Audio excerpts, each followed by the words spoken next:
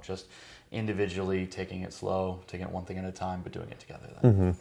And last year you had a really big outside, Grace Haywood, and this year it's really trying to find that new person that's going to step up and take that high kill amount, high lead, leading the team with just kills and also just their presence on the court. Sure. And you have two players. Really, the outsides are the main thing that I want to highlight this weekend. They've had high kill amounts. They're both in the double digits. 17 for Neva Foster, and for Brooke Christensen, she had around 15 and 14 each game. With that, what are you looking for these outsides to have that solidified spot on the court?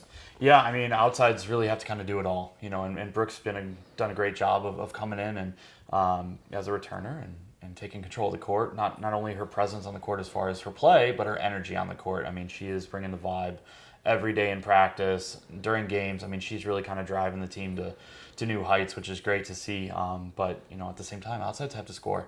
And in a variety of ways, not just in system when everything is going great, but they get a lot of the junk balls kind of going up their way, and we have to do something with them. And so just really, looking for players to score and, make an impact on the court. And another impact player, Jessica Perkins, who really has been this big middle that you guys need for your team, really putting up the blocks. The middle position last year kept switching on and off between players. So really for her, just with serve receive, one of the things, specifically with the Kalamazoo, you guys got thrown in with a top spin, which is not really seen that often in the women's game. What are you telling your back row court to set up that middle? Yeah, I mean, really we want to pass well. If we become one-dimensional and all we can do is throw it up to a pin, it makes it very easy to stop any offense. But having the ability to pass well so that we can run our full complement, it just makes the game more fun.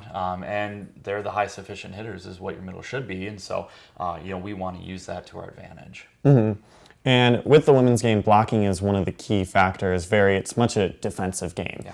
What are you telling your whole front court, your main blockers, to work on what they should do and really implement in these games with this new system, with this big middle going in? Yeah, I mean, we want to get stops. We want to make their best attacker adjust to us, and we really want to force them to do something that they're not comfortable with. And so, really defense is a system, it's a team game. And so we need to have discipline on our block, and we need to be aggressive on our block, but we need to allow our defense behind to play around them and not just kind of have to guess point to point what we're trying to do in the front row. So we always want to make sure that we're playing a team defense and not just, hey, let's go make a big splash play, because that only happens once in a while. And this past week you had your libs switching. What are you really looking for your libs to really have that solidified spot too?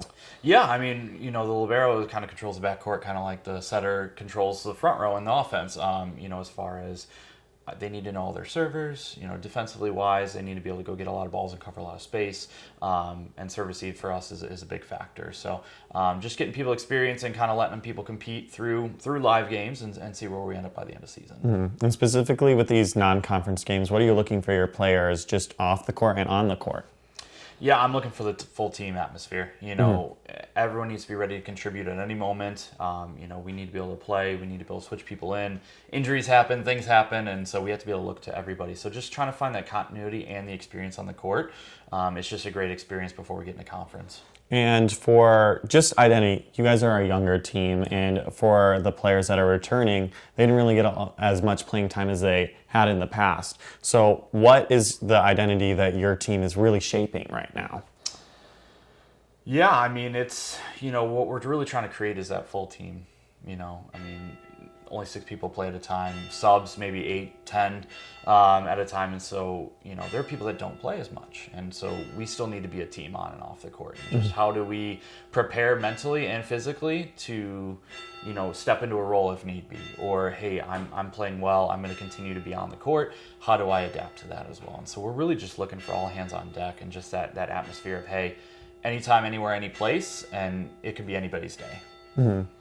Coverage for all sports can be found at CUGurus.com. The women's